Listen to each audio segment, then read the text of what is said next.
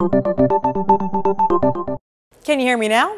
Yes, but we're not talking about those Verizon wireless commercials. The Smithsonian Institute's National Museum of American History announced this week they've identified the voice of Alexander Graham Bell for the first time on one of the oldest audio recordings to date. You are my report.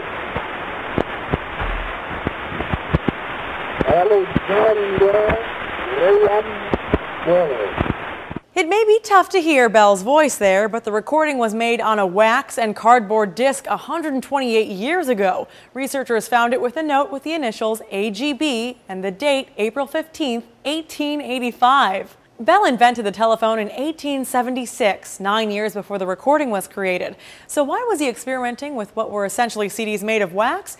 And how can we even play a cardboard and wax disc? Researchers at the Lawrence Berkeley National Laboratory used a jointly developed technique from 2002 which scans the disc and creates a high-resolution digital map of it. That digital map is then processed to try and remove any scratches or skips before it's exposed to a software that simulates the movement of a stylus along with the grooves of the disc, like a virtual record player. Researchers are then left with the audio content in a standard digital sound file. The museum's director says this technology will allow them to further their understanding of the late 19th century. Not only will this discovery allow us to further identify recordings in our collection, it enriches what we know about the late 1800s, who spoke, what they said, how they said it, and this formative period for experimentation of sound. While the museum also identified the voice of Bell's father from an 1881 recording, it still has more than 200 recordings in its collection that have not yet been analyzed. For Newsy, I'm Candace Avilés.